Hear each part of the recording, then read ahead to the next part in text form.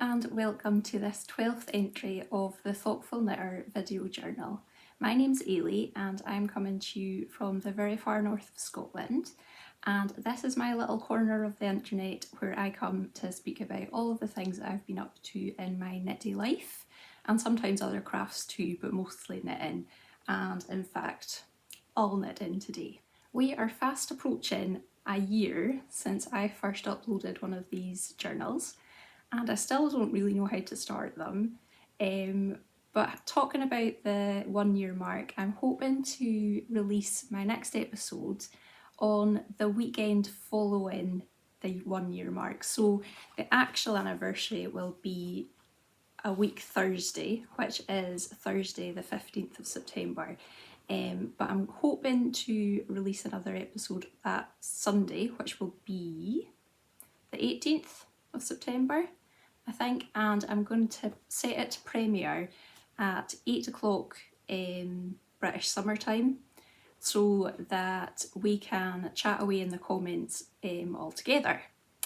So yeah, I've got some quite exciting things planned for that. I'm hoping to sell off some of my unused knits or unloved knits, and in doing so raise some money for a really good charity. So I hope you'll tune in for that. But in the meantime, let's talk about all the stuff I've been up to for the last few weeks. So yeah, let's get on with it.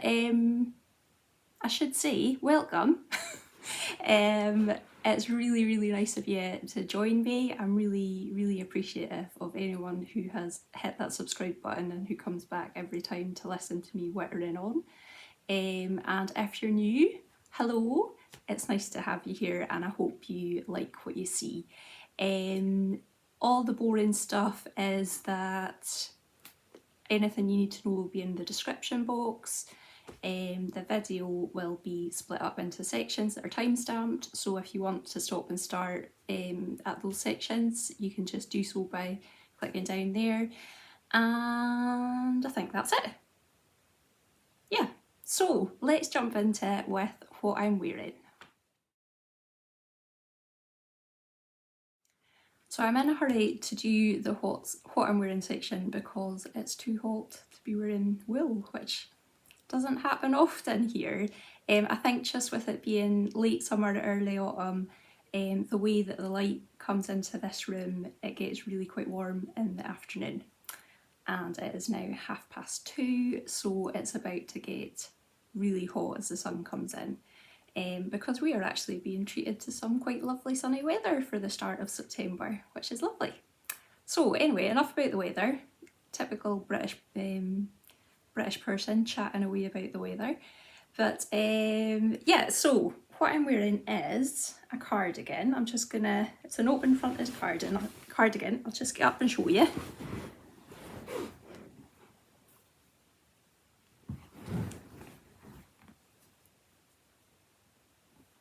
It's an open fronted cardigan, like I said, and it's got this lace work here, just at the very edges and also along the back.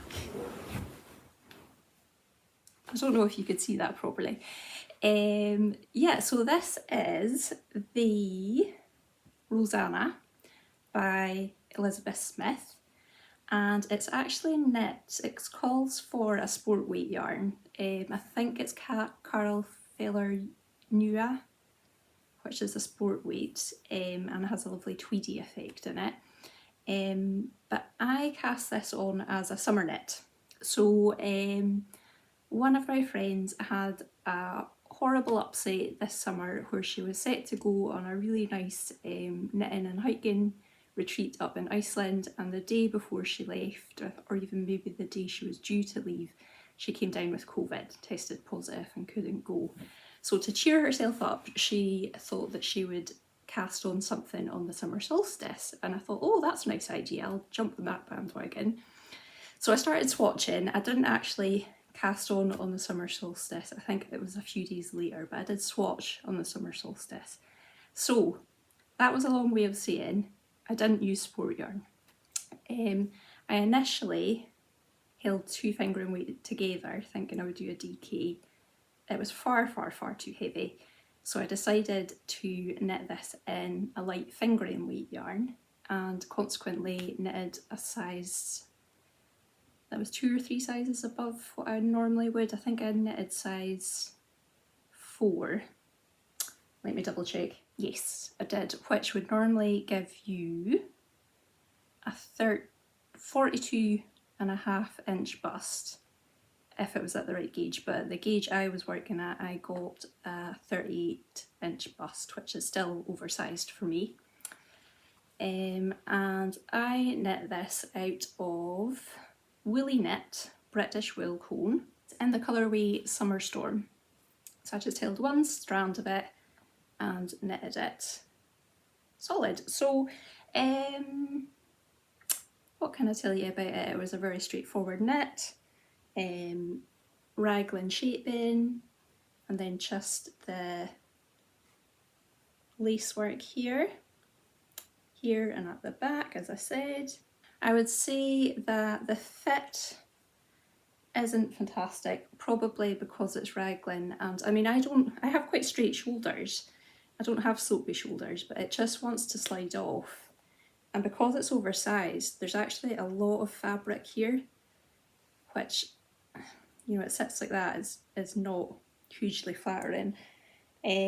So I actually ordered a clip online and I attached it on here, just holding it together at the top here, but it just pulled because it's only attached by these tiny points here and here. So that's come off, and what I'm thinking now is I might just go back in and form a hole for a buttonhole and hold it together, because it does look nicer, I think, when it's worn like that, when it sits like that. So because it's trying to do this, I think if I could just hold it there, it'll open up. So other than the gauge and working in a lighter yarn, the only other modifications I made was to lengthen it slightly, which I nearly always have to do. And I think there is A-line shaping in this, and I lowered it just maybe an inch or so, and worked it further down. Yeah, there's not too much more to say about it. I actually finished it quite a while ago, but this is the first chance I've had to show you, and I thought I would show it to you. Seeing as it is a sport weight cardigan, it might make quite a good transitional piece as we come into autumn for those of you who live in slightly warmer places.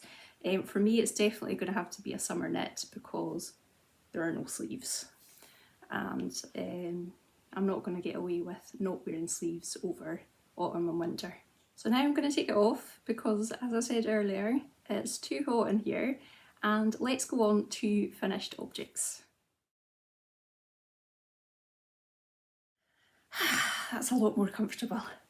So, finished objects. The first one I'm going to put a picture in of because I don't have it with me, but I did speak about these on my last episode, and they are the Catherine Macaulay socks, which is a pattern by Kate Davies Design, and which I knitted in John Arbon Exmoor sock in the colourway Hemel, which that's better. It's like a dark green. Yeah, so what to tell you about these? The reason I don't have them anymore is that I've actually given them to my sister, who has a slightly narrower foot than me. And that's because although when I have them on my foot, they fit absolutely perfectly, but trying to get them on and off is a bit more difficult. And because she has a narrower foot, I thought it might be a bit easier for her.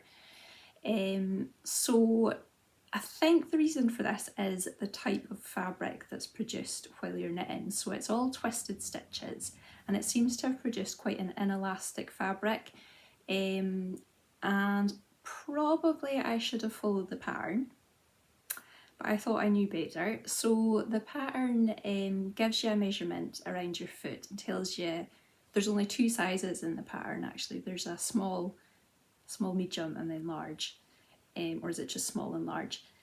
And according to those measurements, I should have knitted a large, but that was like for 76 stitches, which is way more than I would normally knit for a sock. And the smaller size was 64, which is more like what I would normally knit. So I went for the smaller size. But I think with that inelasticity of the fabric, possibly I should have gone up to the higher size.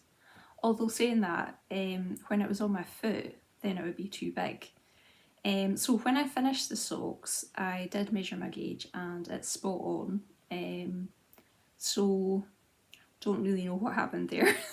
But I mean, they do go over my heel, but it just takes a little bit of time, more than just wheeking it on like you normally would. So yeah, not too much to say about that, other than I found the yarn a little bit splitty, which didn't bother me. I've used these before for a pair of fingerless gloves for my mum. Didn't bother me at all.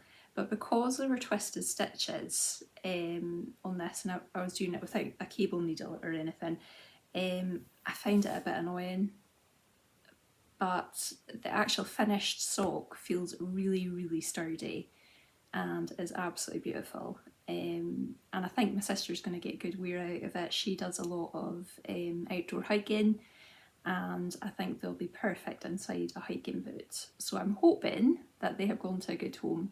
And yeah, I mean, I only need so many pairs of socks, so I'm quite happy for her to have them. So yeah, that's my first finished object. My next one is another small thing. I have somehow got into the position that I have 5 different jumpers on my needles at the moment, from various stages, from like actively working on to completely in hibernation and probably going to be pulled out.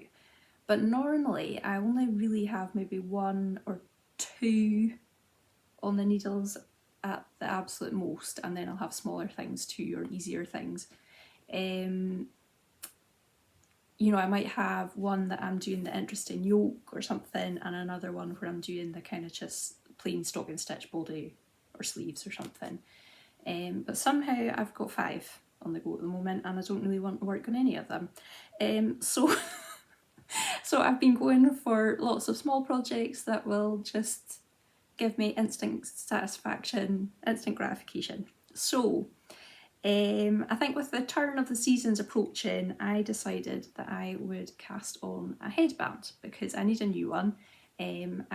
Especially during autumn, I quite enjoy a headband because I get really, really sore ears in the wind, like really painful. And we have a lot of like equinox gales and things, so the season is approaching where I'm going to need something to cover my ears, but it's not going to be cold enough for a full hat. So I had thought about knitting a new headband, and I had actually intended to knit the Bonnie Isles hat, which is a Shetland Wool Week hat this year by Linda Shearer, and I was going to adapt the pattern into a headband. But I should have brought the pattern to show you. There's like a small motif of waves, and then there's anchors, and then there's waves again, and I was planning to use that as a headband pattern, but I think the motifs together are too wide to make a headband, so I decided then to just do something else. And my copy of Shetland Wool Adventures journal came, and I spotted this pattern here,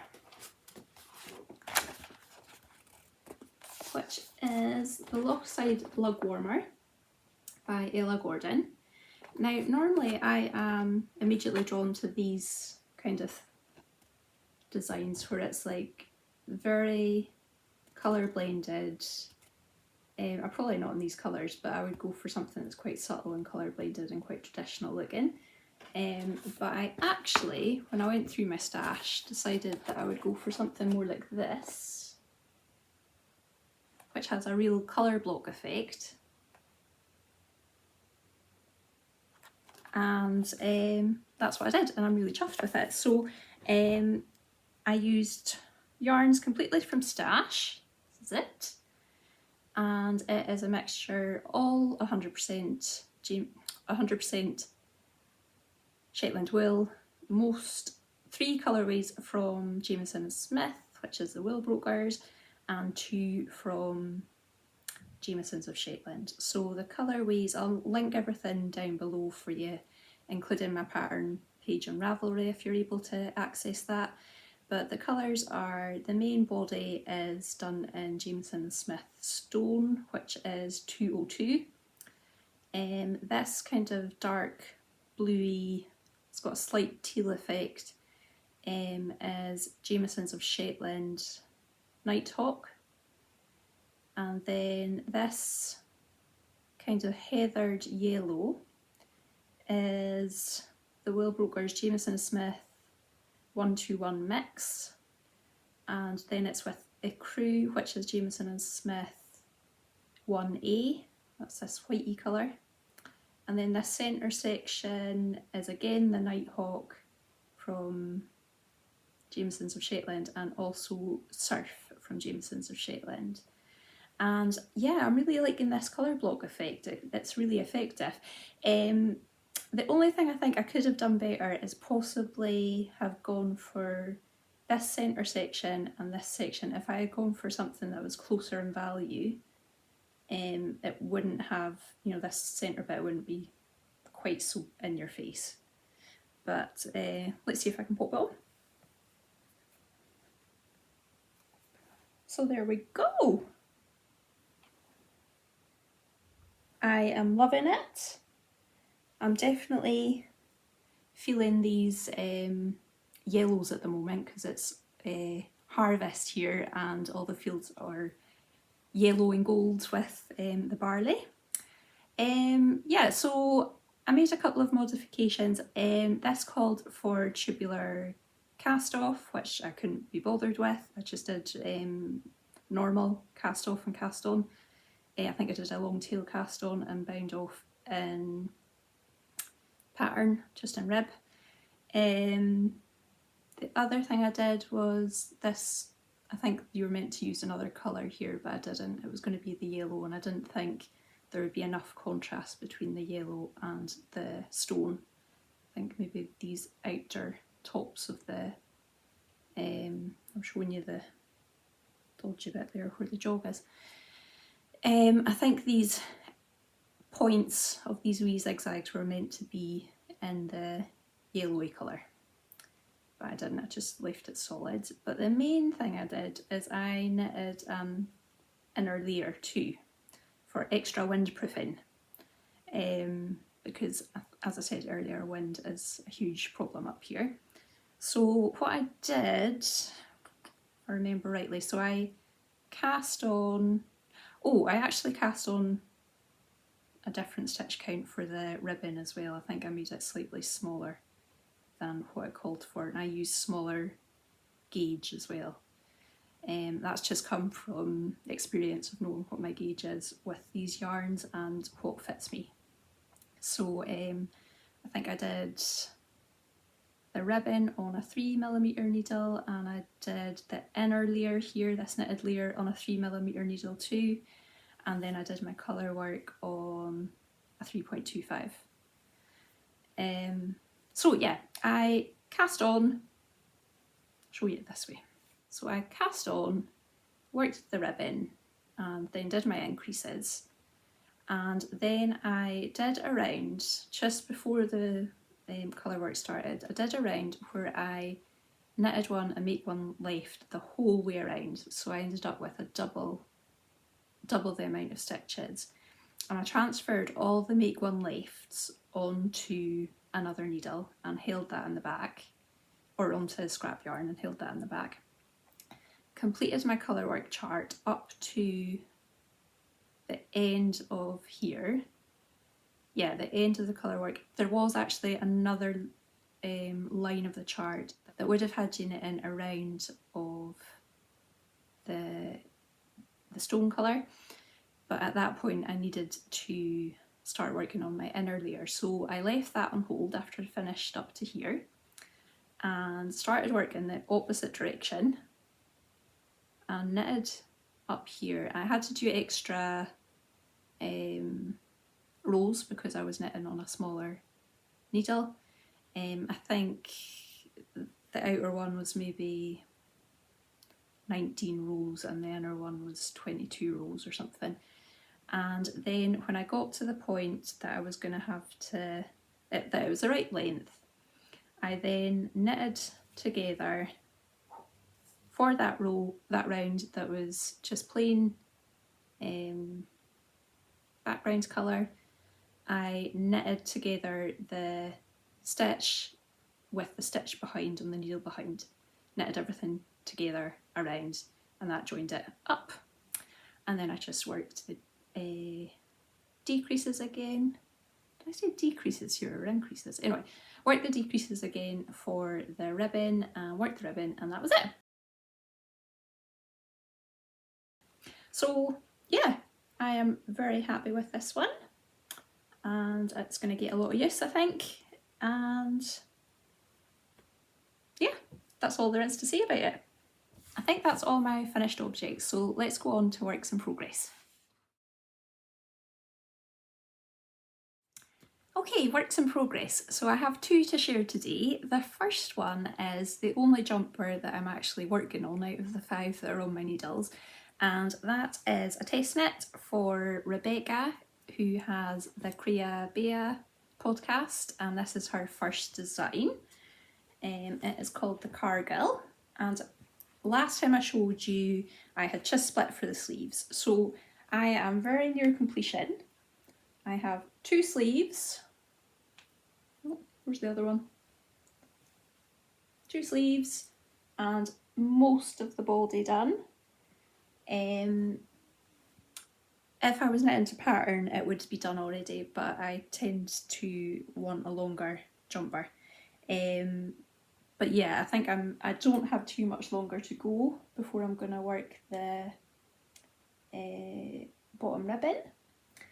And I actually only have 1 ball of yarn left, so I need to be thinking about finishing up soon, whether it's the right length or not. Yeah, so what to tell you about it? I'll tell you more next time because I think it'll be finished next time. Probably not on the immediate next episode because that's going to be a special one for the anniversary of this channel. But the one after that, I think it'll be a finished object by then. I'm knitting it with Dereram Natura Ulysse in the colourway Arbon. It is a beautiful kind of reddy rusty colour, which is going to be perfect for autumn. It's incredibly squishy and warm. It looks quite small, but as you'll see from my swatch, it's going to block out a lot. So you can see the difference there. So yeah, this is going to be a lot wider by the time it's finished. But yeah, I'm looking forward to having it finished. I'm not gonna lie, I'm at the I can't be bothered working on this. I'm having to force myself to stage because I have knitted all of this and all of this and all of this, and now I'm just at the stage where I don't really want to work on it anymore, but I will. It will be finished in time. And I mean, there's a good while to go yet. I think the only thing to tell you really is that the date for publication of this pattern is set, I think, pretty much certainly for the 30th of this month. So you don't have too much longer to wait. Yeah, not too much more to tell you about it. I didn't particularly enjoy working on the sleeves just because it was a bit footery. But I don't like sleeves anyway, so that's nothing wrong with the pattern. It's just I don't really like sleeves. Yeah, so that's that one. Looking forward to having that off the needles sometime quite soon, hopefully. And my other work in progress that I wanted to tell you about is a bit of a surprise for me because, as we know, I'm not a massive sock knitter, but something happened knitting that last one, and when I finished I was really missing having those tiny little needles, and I immediately cast on another pair.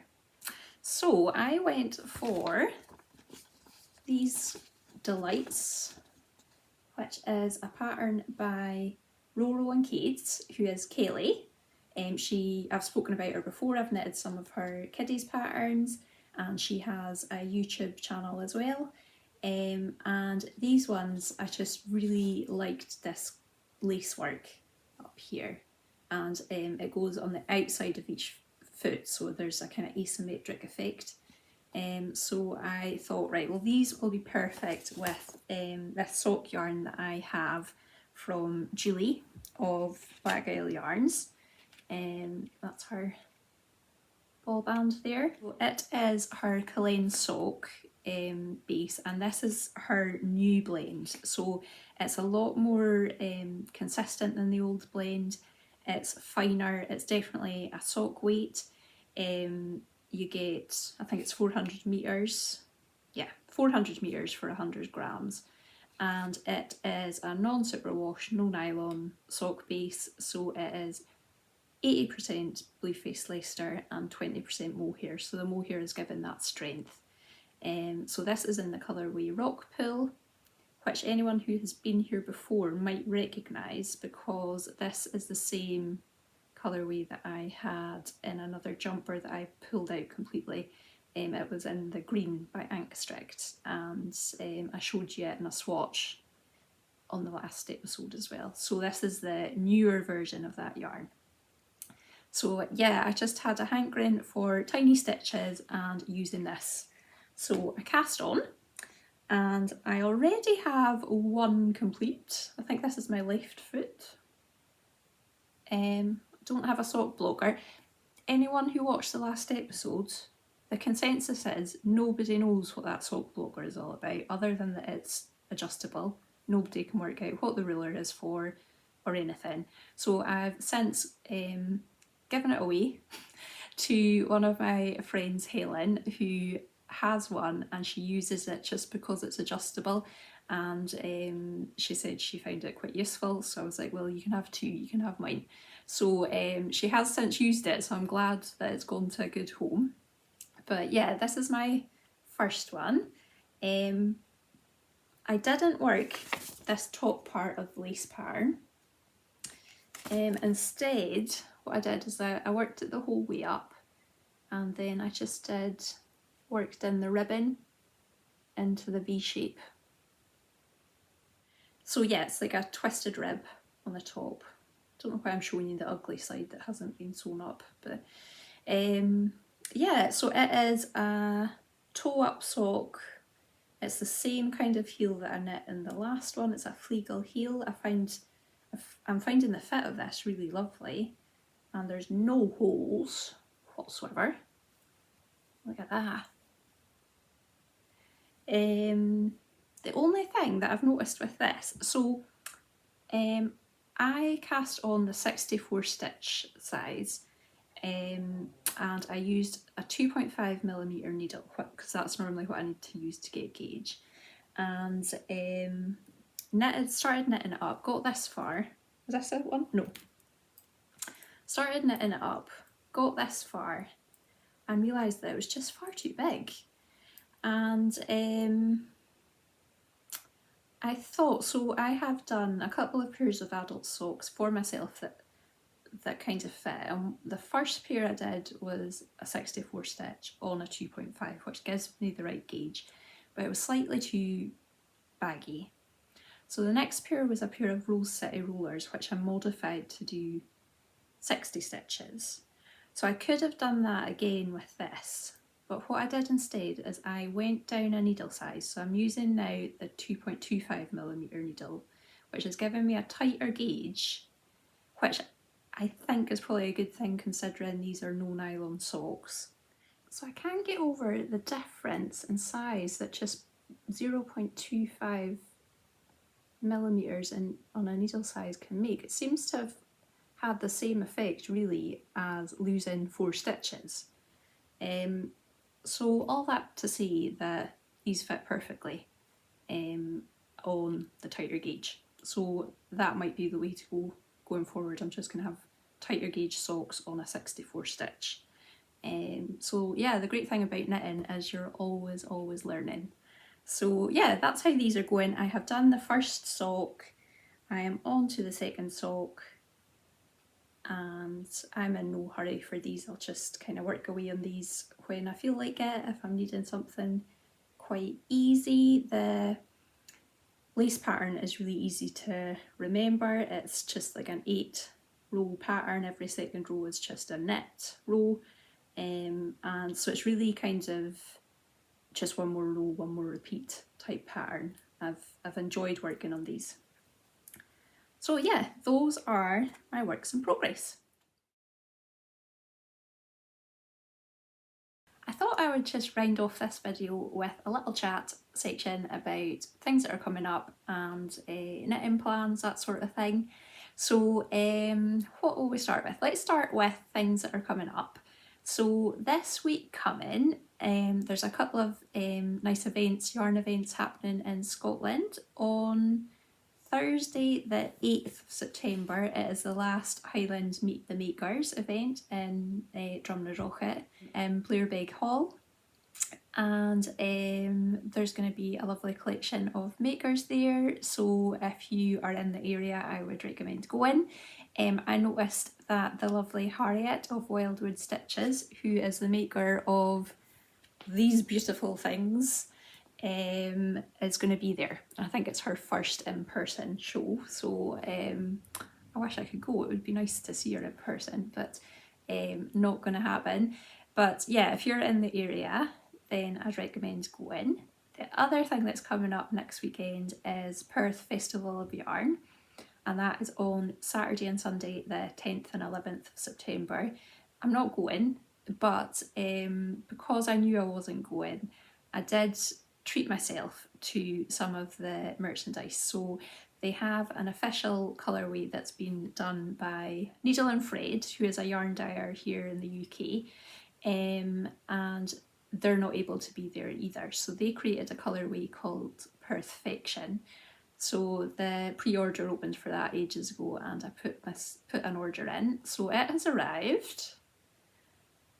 Look at this thing of beauty. I'm not really much of a variegated lover normally, but this is lovely. So it's based on like the colours around Perth.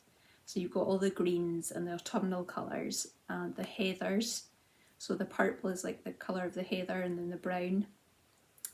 So yeah, I ordered this just really to support them, and because I knew I wouldn't be taking part. And my plan was to probably just use it in my mitered corner blankets, the Pearl Soho design. But now that it's arrived, look at that lovely drape. So this is it is a sock yarn. It is 75% Blueface Leicester and 25% nylon, and it is superwash. So what I'm actually planning on doing with it now is completely ridiculous behaviour for me because I don't wear shawls, but seeing as it's Hoche Fall Cal season, I have signed up for her new design, which is the Lone Skein shawl, I think it's called.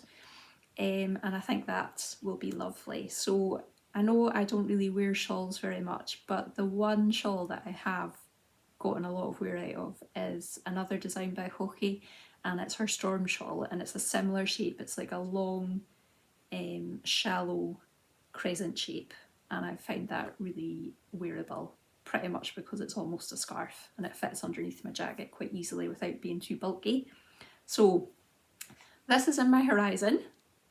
I'm looking forward to that. And Eva, who is the director and organiser of Perth Festival of Yarn, also sent this lovely skein here by a company I hadn't heard of. They are called The Midnight Diary.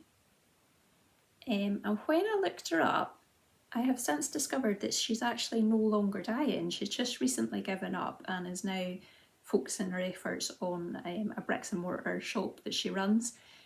So this is extra special because it's no longer in production. But another thing that Perth Festival of Yarn was doing is they were having like a monthly yarn collaboration with different dyers. So this is one of them, and Eva has so generously donated this to the prize bundle for this channel.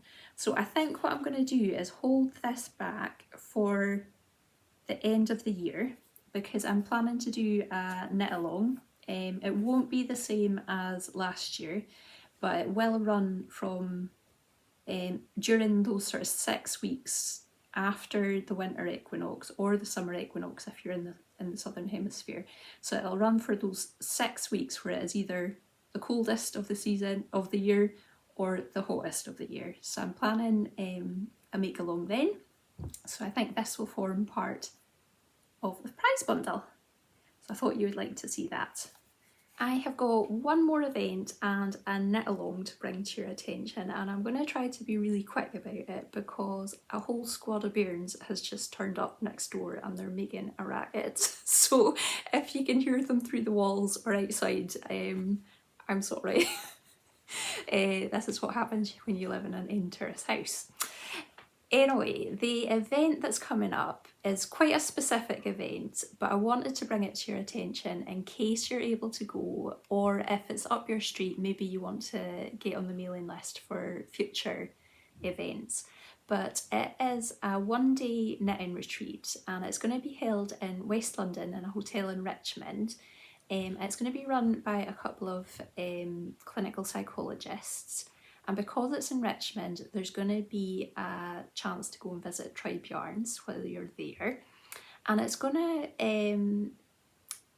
to focus on the therapeutic benefits of knitting. So using your creativity and your knitting as a tool to wellness. So I know a lot of people have kind of come across that accidentally.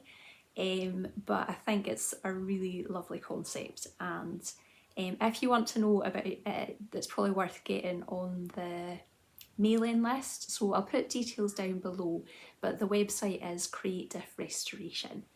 And the reason that I know about this is it's one of the people who is running the retreat has a podcast that I've been listening to, so it's an audio podcast. In fact, actually, both of them have podcasts, audio podcasts, but one of them is specifically about knitting, the other is about mental health and NHS workers. So the one about knitting is called Why I Knit, and it is hosted by Dr. Mia Hobbs, and she has just finished her 3rd series. I think, if I remember rightly, there's maybe 6 episodes to each series, maybe 7 or 8. It's either 6 or 8, I think it's 6. And I have absolutely loved these podcasts. The premise is that she just speaks to different knitters from around the world who have found the benefits of knitting, and she just speaks about how they knit, and it's really informal. It's not highbrow psychologist speak or anything. It's just actually chatting to people and finding out what it is about knitting that has helped them through hard times, good times, whatever. So yeah, I'd heartily recommend listening to that. And I have been meaning to recommend that for ages, just keep forgetting. So I'm going to put the details down below for that as well. And finally, a knit along that is coming up from, it's going to be quite a long term one, I think from the start of this month, September, through to the end of January. Selma of Little Big Knits and quite a few other podcasters are going to be holding a knit along called the Unspun Heroes. So if you are someone who wants to try knitting with unspun yarns, so things like Nutiden and Plutelope, Manchalope, there's probably dozens of them, you can join in. It's just an informal knit along. I think the only other person I've noticed talking about it so far is Nikki of the Knitting with Cat Hairs podcast. So I just wanted to bring it to your attention in case you have plans to knit something in unspun yarn over the next wee while, or if you are on the hunt for another knit along. I'm sure there's plenty of them, but just in case this floats your boat. Yeah, so I think that is everything. I'm going to go before chaos ensues next door. And I'll hopefully be back on your screen really soon. As I said at the beginning, I'm planning to premiere my next episode at 8 p.m. British summertime on Sunday the 18th of September. And it will be a case of happy birthday to us at that point. So I really hope that you can join me then, and I'll be available to chat in the comments with you. If not, watch anytime you like. And yeah, until then, keep enjoying your crafting and take care of yourselves. Bye for now.